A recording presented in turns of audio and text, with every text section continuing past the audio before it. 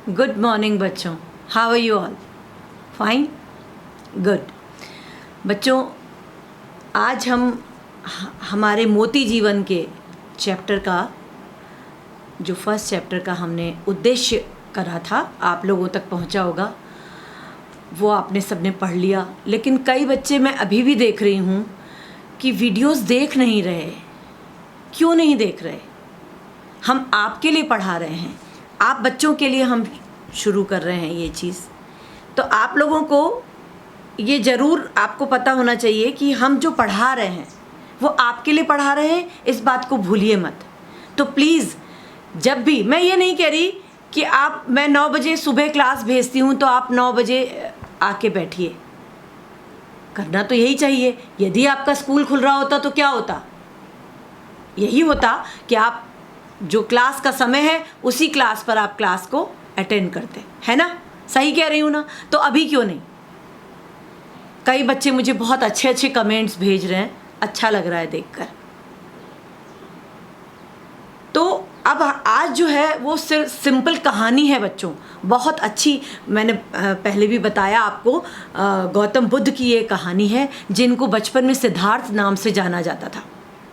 उसकी आज हम कहानी पढ़ेंगे। बच्चों, मैं फिर बोल रही हूँ कि हर कहानी आपको सीख देती है, इसलिए आपको ये देखना, ये पढ़ना और ये जानना बहुत ज़रूरी है। ये सिंपल कहानी है, हम कहानी पढ़ते हैं और एंजॉय करते हैं, ठीक है? तो चलिए शुरू करते हैं।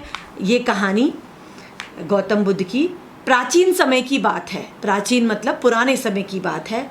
इक्ष्वाकु वंश के शाक्य कुल में शुद्धोधन नाम के एक राजा हुए थे।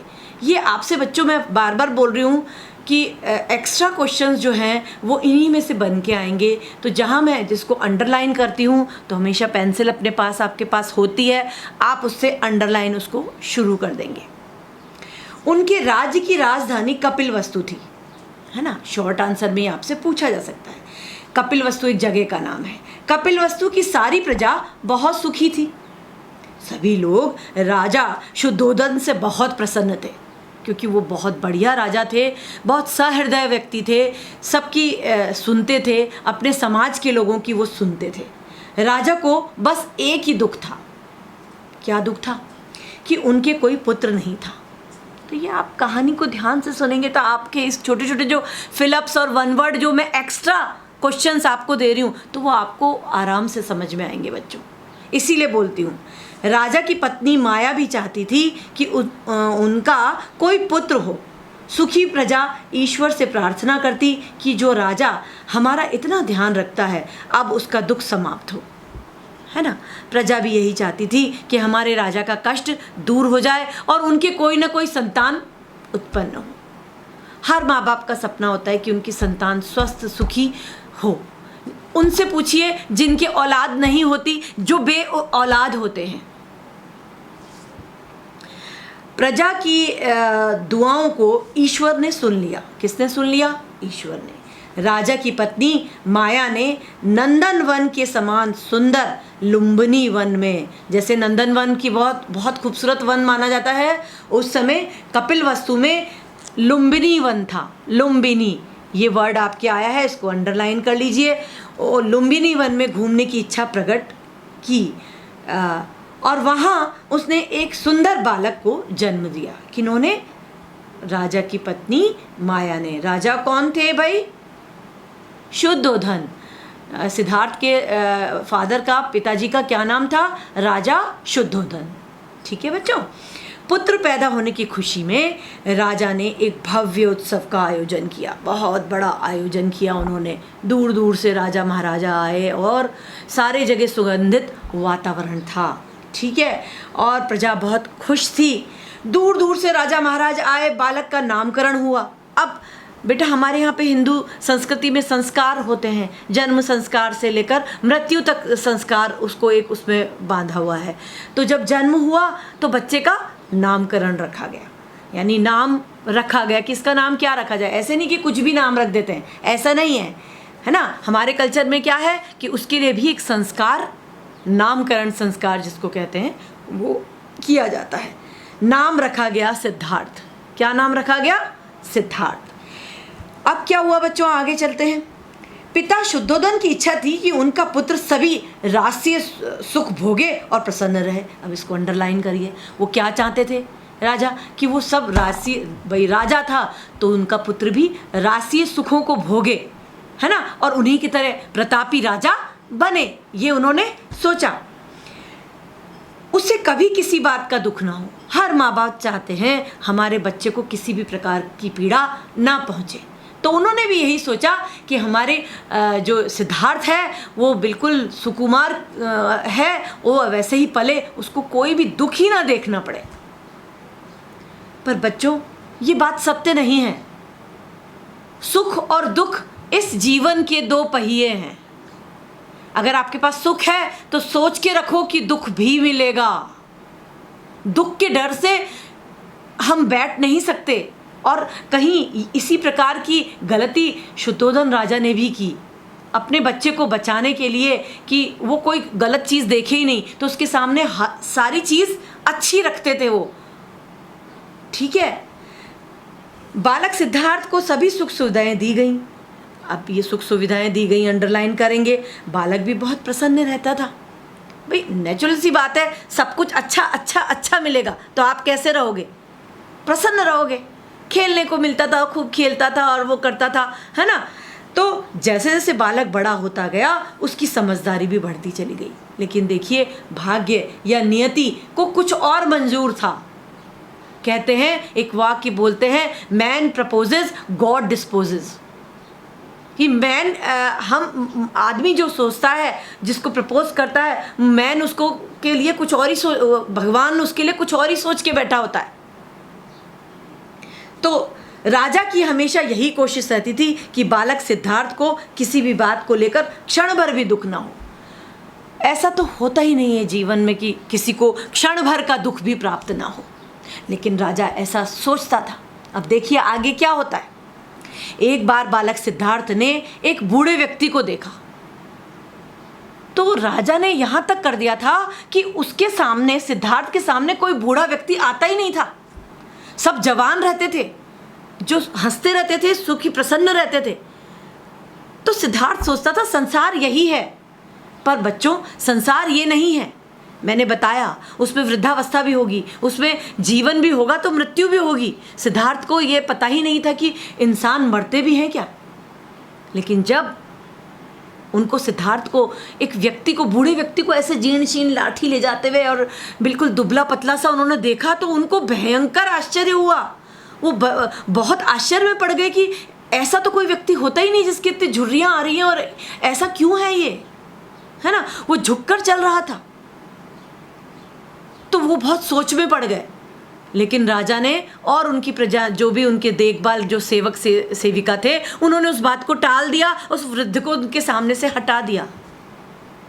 फिर एक दिन सिद्धार्थ को ये इच्छा हुई कि मैं चलो बाहर घूमने जाऊं। वो अपने महल के परकोटे में ही घूमा करते थे, महल ही इतना बड़ा था। वो सोचते थे मेरी दुनिया यही है। लेकिन नहीं, एक बार उन्होंने बाहर जाने की इच्छा करी और उनको बाहर जाने दिया गया। रास्ते में सब वृद्ध लोगों को और ऐसे लोगों को हटा दिया गया। लेकिन तभी क्या हुआ कि उन्होंने एक रोगी को देखा, एक बीमार व्यक्ति को देखा, अनायास जो उनके सामने आ गया, जो बीमार होने के कारण कराह रहा था, उसे दर्द हो रहा था। सिद्धार्थ का मन बहुत बहुत ज़्यादा दुखी हो गया ये देखकर। ये इस प्रकार क्यों है, ये इसके मुंह से आह क्यों निकल रही है। जैसे दर्द होता है जब बीमार होती है भी, तो आह आह आप ऐसे करते हैं, तो वो कराह भी उसने नहीं सुनी थी। तब क्या हुआ बच्चों, उसके बाद उसको भी किसी तरह टाला गया। हाँ हाँ सिद्धार्थ आप चलिए राजकुमार, हम आपको बताते हैं ये क्या है। अब राजकुमार को रात दिन की उसकी नींद उड़ गई और वो सोचने लगा ये क्या है, ये क्या है। उसको यही इच्छा थी कि मैंने एक वृद्ध व्यक्ति को देखा, मैंने एक रोगी व्यक्ति को देखा। उसने कहा दुनिया में क्या ऐसा भी होता है। पर उसके जवाब, उसके सवालों का जवाब उसको कोई नहीं देता था। वो सबसे पूछने की कोशिश करते थे। तो बच्चों एक दिन फिर वो बाहर निकले, बाहर जाने की उन्होंने इच्छा रखी, है ना। और उस दिन भी क्या हुआ, जिंदगी उनसे मिलने आ रही थी। इसका मतलब ये है बच्चों उन्होंने देखा कि उसके बाद एक शैया पर ले जाते मृत व्यक्ति को देखा। कोई आदमी पास में ही मर गया था और बाय द वे उसको शैया मतलब खाट के ऊपर चौपाए से ले जाते हुए उसने देखा। सिद्धार्थ ने देखा तो वो समझ नहीं पाया ये सब क्या हो रहा है, कि ये इसको कहाँ ले जा रहे हैं और इस प्रकार क्यों ले जा रहे हैं खाट पे। उसने पूछा, उसने कहा जरूर कोई बात है, लेकिन किसी ने, सब लोग घबरा गए कि अगर राजा शुद्धोधन को ये पता चलेगा तो वो हम पे नाराज होंगे कि ये दृश्य इसको क्यों दिखाया गया। पर वो तो भाग्य में पहले से ही बंधा था ना, जो भगवान ने लिखा हुआ था उसको कैसे कोई टाल सकता है ना बच्चों। फिर उन्होंने जब सिद्धार्थ ने ये सब देखकर जब बहुत दुखी हुए और विचार करने लगे, अब उनके विचार और ज़्यादा बढ़ गए। बालक सिद्धार्थ को आत्मबोध हुआ। उस क्षण बच्चों अंदर से आवाज़ आई, आत्मबोध होना, उनको ज्ञान हुआ कि तुझे भी इन परेशानियों से गुजरना होगा। उसके मन ने अचानक प्रश्न किया, तो क्या मैं भी इस प्रकार बूढ़ा हो जाऊंगा?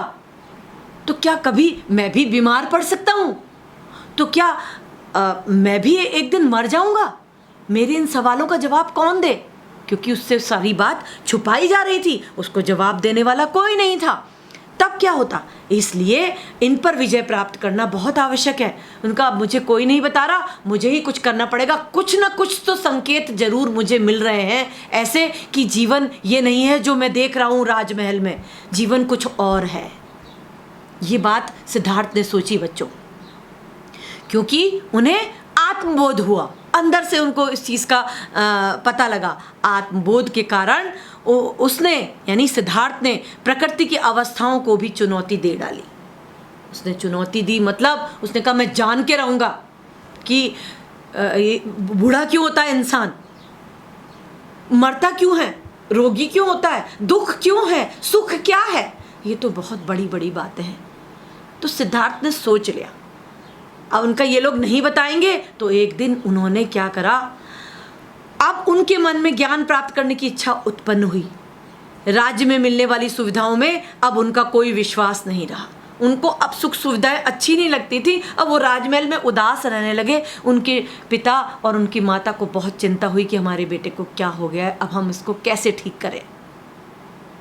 पर बालक ने क्या, क्योंकि प्रकृति को चुनौती दे डाली थी, उसने मन में सोच लिया था मैं इन सब बातों का पता लगाऊंगा। और उनके पिता चाहते थे कि मेरा पुत्र सभी राजसी सुख भोगे और राज करे, पर बालक की इच्छा ही कुछ और थी। लेकिन बालक के मन में तो यही प्रश्न उमड़ घुमड़ के आ रहे थे, बार बार आ रहे थे। रात में उसे स्वप्न में दिखते थे और उनको नींद नहीं आती थी। वो आँख खोल के उठ के बैठ जाते थे। उनको अब खाना अच्छा नहीं लगता था, पीना अच्छा नहीं लगता था। और ये बात को उनके पिता और माता भी महसूस करने लगे थे। उनकी जो सखियाँ थीं, उनके साथ जो उनकी सेविकाएं थीं, परिचारिकाएं थीं, वो भी उनको देखकर बहुत व्याकुल थी कि हमारे इतने प्यारे जो राजा हैं और वो क्यों इतना बेचैन है। बच्चों, इसमें कहानी आपको बिल्कुल शॉर्ट में दी गई है। कहानी बहुत बड़ी है, अभी मैं सुनाऊंगी तो शायद मेरे को 3 से 4 घंटा लग जाए उनकी कहानी सुनाने में। पर हम इस पाठ से बंधे हुए हैं, तो हम इस पाठ के अंतर्गत ही चल रहे हैं। अब वैसे तो मैं एक आपको बता दूं कि जब ये बात हुई तो किसी ने कहा कि अब राजा को ये विचार दिया उनके पुरोहित ने कि राजा जी, आपका पुत्र बड़ा हो गया है, अगर उसको आप शादी के बंधन में डाल देंगे, यानी उसकी शादी कर देंगे, तो वो ये सारी चीज़ों से वो दिमाग उसका हट जाएगा और वो राजकाज और अपने सुख और ऐश्वर्य में लग जाएगा। और ना चाहते हुए, सिद्धार्थ की इच्छा नहीं थी, पर उनका विवाह कर दिया गया। यशोधरा उनकी पत्नी का नाम था, इसमें कहीं उनका जिक्र नहीं आया, लेकिन यशोधरा उनकी पत्नी का नाम था। उनकी शादी कर दी गई। किंतु क्या हुआ, शादी के दूसरे दिन, मतलब कुछ ही दिन बाद, क्योंकि सिद्धार्थ का दिमाग तो वही था और उनकी प्रकृति बिल्कुल भिन्न हो चुकी थी, तो उन्होंने क्या करा, एक दिन चुपचाप अपने महल से निकलकर और चल दिए। अपनी रुचि के अनुसार वह तपोवन में तपस्या करने के लिए जाना चाहता था, ताकि ज्ञान प्राप्त करके वह सभी सुखों से मुक्त हो सके, सभी दुखों से मुक्त हो सके। सॉरी, दुख से मुक्ति चाहते थे। वो चाहते थे कि नहीं, दुखी नहीं होना है इंसान को। वह एक दिन रात्रि में चुपचाप उठकर, जिसकी बात मैं बता रही हूँ, विवाह हो चुका था, उसके बाद तपोवन के लिए चल पड़ा और निश्चय किया कि जन्म और मृत्यु के आर पार देखे बिना मैं कपिल वस्तु में प्रवेश नहीं करूँगा, कि जब तक मुझे जन्म और मृत्यु का भेद पता नहीं चल जाएगा कि क्या है इसका रहस्य, तब तक मैं वापस नहीं आऊँगा। क्यों तो इंसान जन्म लेता है और फिर क्यों उसको मरना पड़ता है। और सिद्धार्थ तपोवन में स्थित एक आश्रम में पहुंचे। वह वहाँ कई दिनों तक रुका, लेकिन उसे संतोष नहीं हुआ। उसका मन वहाँ भी बेचैन रहा, क्योंकि उसके उत्तर का कोई मतलब जो वो प्रश्न पूछना चाहता था उसका उसको उत्तर नहीं मिल रहा था बच्चों। तब लेकिन उसे संतोष नहीं मिला। उसे आत्मबोध था कि वह उन सुख सुविधाओं को छोड़कर आया है जिसके लिए अन्य साधक तप कर रहे हैं। उधर राजा शुद्धोधन राजकुमार को वापस लाने की हर तरह की कोशिश कर रहे थे। अब जैसे ही राजा को पता चला, यशोधरा को पता चला मेरा पति चला गया, राजा को पता चला, तो उन्होंने क्या करा, वो राजकुमार को समझाने पे, अब आप पेज नंबर 8 में आएंगे, समझाने के लिए बहुत से लोगों को भेजते रहे थे पीछे से, किंतु राजकुमार सिद्धार्थ सबको समझाकर वापस भेज देते थे।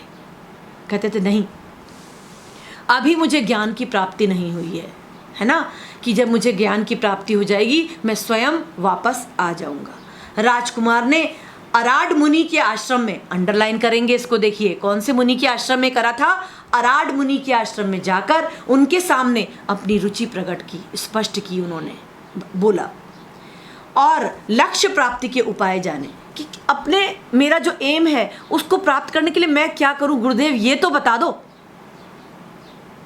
राजकुमार सिद्धार्थ ज्ञान प्राप्ति के लिए एकांत में चले गए। उनका तपस्या करो, तप करो, तपश्चर्या करो, तब तुम्हें इसका ज्ञान प्राप्त होगा कि ये क्या है। तब उन्होंने क्या करा, नैरंजना नदी के किनारे, अंडरलाइन करेंगे कौन सी नदी के किनारे तपस्या की थी उन्होंने, नैरंजना नदी के किनारे में रहने लगे और कठोर तप करने का निश्चय किया। उन्होंने इतना कठोर तप किया, खाना पीना सब कुछ त्याग दिया था। राजकुमार सिद्धार्थ ने देखा कि वहाँ 5 अन्य भिक्षु बालक भी थे, जैसा कि आपको आपकी किताब में दिखाया गया है। अन्य 5 भिक्षुक बालक भी वहीं थे जो तप कर रहे थे। वे 5 भिक्षु सिद्धार्थ से प्रभावित होकर उनकी सेवा करने लगे। कितने भिक्षु थे, 5, अंडरलाइन करेंगे। और उन्होंने क्या करा, 5 भिक्षु, अंडरलाइन, सिद्धार्थ से प्रभावित होकर उनकी सेवा करने लगे, है ना। सिद्धार्थ से बहुत प्रभावित हुए कि देखो ये कितना कठोर तपस्या कर रहा है। सिद्धार्थ ने दृढ़ संकल्प किया अंदर ही अंदर, मैं बिना भोजन ग्रहण किए तब तक तप करता रहूंगा जब तक कि उन्हें लक्ष्य प्राप्ति नहीं हो जाती। उन्होंने सोचा यदि मैं बिना भोजन किए लक्ष्य को प्राप्त करूंगा तो मुझे लक्ष्य की प्राप्ति हो जाएगी। पर बच्चों ऐसा होता नहीं है ना। वे कभी एक बेर, कभी तो खाली एक बेर खा लेते थे, हैं, कभी एक तिल, देखो बच्चों, कभी एक बेर, कभी एक तिल, और कभी चावल का एक दाना सेवन करके, खाली बस एक दाना खाया कि मेरा आज का भोजन हो गया, और बिना भोजन ग्रहण किए तप करते रहते थे। कुछ समय बाद उनके चेहरे की चमक समाप्त होती चली गई। अब क्या हुआ, जब आपके शरीर को आहार नहीं मिलेगा तो क्या होगा, मुख की कांति यानी चमक जो है वो खो जाएगी। कई बच्चे क्या करते हैं, आजकल की आधुनिक लड़कियां क्या करती हैं, हम डाइटिंग कर रहे हैं, ठीक है, हम डाइटिंग कर रहे हैं, ये सोच के वो खाना पीना छोड़ देते हैं और सोचते हैं पॉमेड मुंह पे लगाएंगे, ये लगा लिया, वो लगा लिया, इससे चमक आएगी। ऐसा नहीं होता, ऐसा नहीं होता।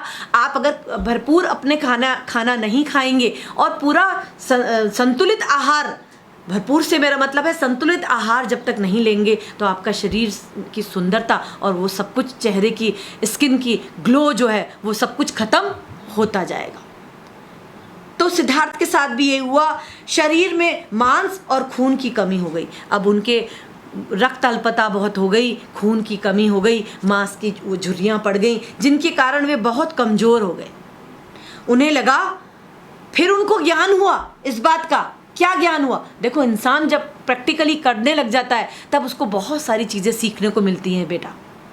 तब उन्होंने जब ये करा तो उनको फिर क्या ज्ञान हुआ कि अब उनका शरीर तप करने योगी नहीं रहा, कि अब मेरा शरीर ऐसा हो चुका है, मेरे शरीर में ताकत ही नहीं है कि मैं तप कर सकूं। तभी एक कहावत बनी है, भूखे पेट भजन ना होत गोपाला। ये कहा गया है कि अगर पेट भूखा है, पेट में भूख की अग्नि जल रही है, तो आपका कहीं भी मन नहीं लगेगा। आप जो भी कार्य कर रहे हैं, अगर खाली पेट है तो आपका मन नहीं लगेगा। वे विचार करने लगे कि भूख प्यास और मेहनत से दुखी मन कैसे ज्ञान प्राप्ति कर सकता है।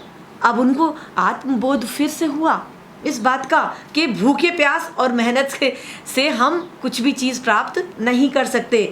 प्रसन्न मन ही समाधि कर सकता था। सबसे बड़ी बात है, बहुत बड़ी बात है कि जब इंसान का मन प्रसन्न होता है तभी वो किसी भी कार्य में मन लगा सकता है। बच्चों, समाधि एक कठिन तपस्या है। समाधि में एकाग्रता लानी पड़ती है, और एकाग्रता तभी आती है जब हमारा पेट भी भरा हो और मन प्रसन्न हो।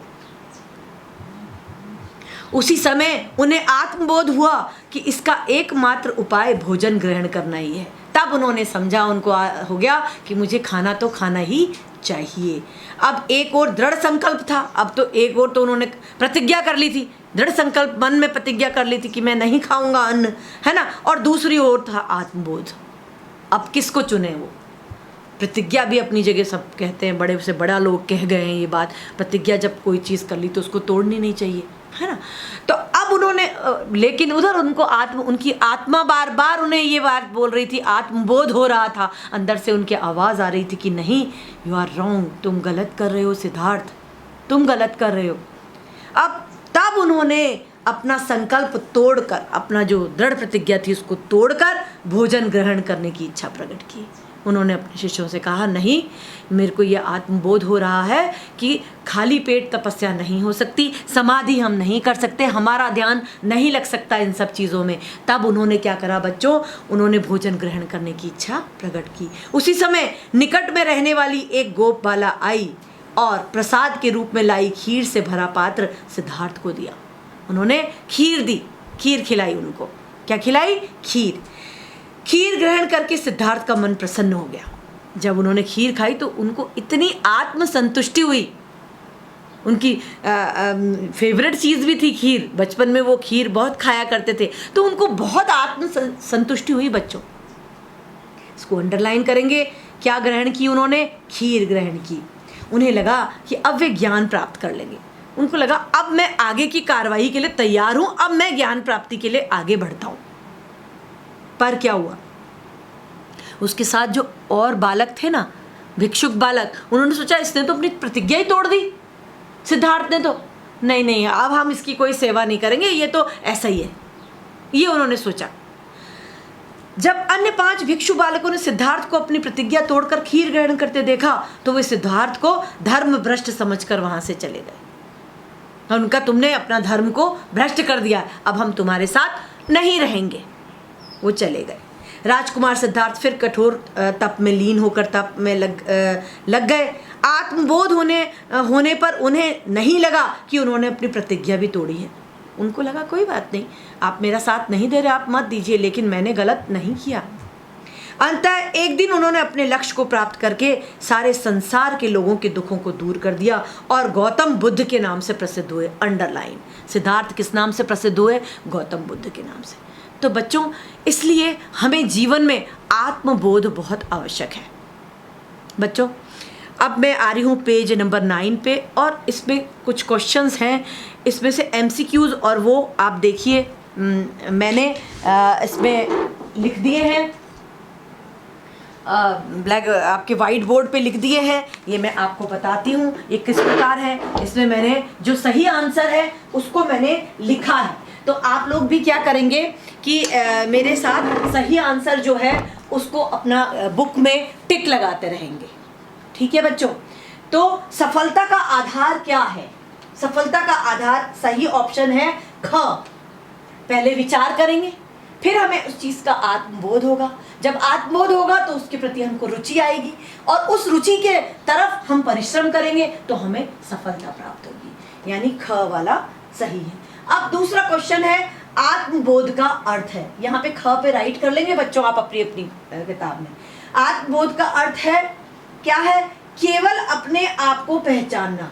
केवल अपने आप को, जब आत्मबोध होना, जब तक आप अपने खुद को नहीं पहचानोगे तब तक आपको आत्मबोध नहीं होता है। तो इसमें भी ग ऑप्शन राइट है बच्चों। और अब हम आते हैं प्रश्न 3 पर। अपने अपने क्षेत्र को चुनने का सही समय कौन सा होता है? मैंने आपको उसमें पढ़ाया था, जब उद्देश्य पढ़ाया था इससे पहले वाला, तो उसमें मैंने बताया था जब आप विद्यालय में शिक्षा ग्रहण कर रहे होते हैं तब आप, वो सही समय होता है। इसी समय आपका, यही समय आपका सही है जो आपको आत्मबोध करना है कि हमें, हमारे लिए सही क्या है और हमारे लिए गलत क्या है। चलिए इसमें ख पे हम राइट लगाएंगे जब आप विद्यालय में शिक्षा ग्रहण कर रहे होते हैं। और 4th में आएंगे, राजकुमार सिद्धार्थ ने ज्ञान प्राप्ति के लिए कौन सी नदी के किनारे निवास किया था? ये मैंने आपको बताया है। कौन सी नदी थी वो? बिल्कुल सही, नैरंजना नदी के, यानी ग ऑप्शन राइट है। इसको भी हम ग को अपनी किताब में राइट का निशान लगा लेंगे। ठीक है बच्चों। अब है 5वां, सिद्धार्थ से प्रभावित होकर कितने भिक्षुओं ने उनकी सेवा की? कितने भिक्षुओं ने करी थी? आपको पता है 5। देखिए इसमें बेटा, इसमें ऑप्शन क और ख 2 बार दे रखा है, तो ये जो ख दे रखा है 5 को सही आपने कर रखा है, उसको ग कर लीजिए बच्चों। वो ग है, ऑप्शन ग है, किताब में मिस प्रिंटिंग है, उसको आप सही कर लेंगे। ठीक है बच्चों, ये समझ में आ गया? ये मेरे साथ साथ आपने कर लिया, मेरे साथ साथ आप कर लीजिए। इसकी कोई कॉपी मैं आपको संलग्न नहीं कराने वाली हूँ। आगे जो क्वेश्चंस आएंगे उसके आंसर्स मैं आपको संलग्न अवश्य कराऊंगी। अब हम आते हैं प्रश्न नंबर 2 पे, हाँ या नहीं। ये पहला है, प्रत्येक परिश्रम करने वाले व्यक्ति सफल होता है? सारा ही व्यक्ति जो परिश्रम करते हैं वो सफल होते हैं? नहीं, मैंने बताया था कुछ लोग सफलता का गलत रास्ता अपनाते हैं, उनके लिए ये ऑप्शन नहीं आया है। परिश्रम करने से पहले विचार करना आवश्यक है? हाँ बिल्कुल। हमारे द्वारा किया गया परिश्रम हमारी रुचि पर निर्भर करता है? बताइए इसको, चीज को। नहीं, हमारी उसमें रुचि नहीं होती। पहले हमने बताया कि उसके लिए आत्मबोध होना हमारे को आवश्यक होता है। ठीक है। राजकुमार सिद्धार्थ को बिना भोजन ग्रहण किए लक्ष्य प्राप्ति हो जाती क्या? नहीं, अगर उसने भोजन प्राप्त नहीं करता तो लक्ष्य तो प्राप्त नहीं होता, वो मोक्ष को प्राप्त जरूर हो जाते, वो अपना शरीर छोड़ के चले जाते और जो चीज़ उनको जाननी थी संसार में वो कभी भी नहीं जान पाते। तो बच्चों ये मैंने आपको पेज नंबर 9 इसमें करा दिया है। और अब आप देखिए पेज इसमें आ रहा है 10 पेज है, इसमें निम्नलिखित प्रश्नों के उत्तर दीजिए। ये उत्तर मैं आपको इस चैप्टर के बाद आपका ये क्वेश्चन आंसर्स भी और जो मैंने अतिरिक्त बनाए हैं वो क्वेश्चन आंसर्स भी आपको आपकी PDF फाइल में दे दूंगी। और आज का चैप्टर यहीं तक है। अब हमें ये बता देती हूँ हमें सफलता प्राप्त करने के लिए क्या करना चाहिए। प्रत्येक परिश्रमी व्यक्ति सफल क्यों नहीं हो पाता? सिद्धार्थ को आत्मबोध कब हुआ? सिद्धार्थ और 5 भिक्षुओं में क्या अंतर था? सारा किताब में है, किंतु मैं इसके आंसर्स आपको भेज रही हूँ। और इसके साथ ही आपको मेरे से कई लोग बार बार ये पूछ रहे हैं कि मैम हमें क्या करना है, कुछ लिखना है। जिस चीज़ को मैं आपको लिखने को कहती हूँ वो आप लिखिए और जिसको आपको नहीं कहती हूँ वो आप नहीं लिखेंगे। ये वाले जो क्वेश्चन आंसर्स हैं ये आप अपनी कॉपी में, जिसने नहीं उतारे हैं वो उतारेगा और जो मैं PDF भेजूँगी उसके द्वारा आप उतार के अपनी CW कॉपी में लिख लीजिए। और जो शॉर्ट आंसर्स मैं बनाऊंगी ना बच्चा, जो मैं बना के एक्स्ट्रा क्वेश्चंस इसके फिलअप्स और वो आपको भेजूंगी, वो आप लोगों को अपने PDF से उसको फ़ोटो कॉपी करके निकाल लेना है, अपने पास रखना है, उनको पढ़ना है। वो एक्स्ट्रा क्वेश्चंस हैं, वो आपको पहले भी नहीं पढ़ाए गए हैं, ये दौरान कार्य है, इसमें मैंने एक्स्ट्रा क्वेश्चन आपको दे दिए हैं। और आप इसके जो क्वेश्चन है मैं आपको संलग्न कराऊंगी, किंतु वो आपको लिखना है या नहीं लिखना आप पे डिपेंड करता है। बड़े क्वेश्चंस को आपके पास अगर लिखे हुए हैं तो आप रहने दीजिए, और नहीं लिखे हुए हैं तो आप उनको कॉपी में उतार लीजिए। ठीक है, आपको मेरी बात समझ में आ गई होगी। आपको ये चैप्टर फर्स्ट आपकी पहचान समझ में आ गया होगा, कैसे पहचान होना अनिवार्य। ठीक है, आज का चैप्टर यहीं तक। Good day.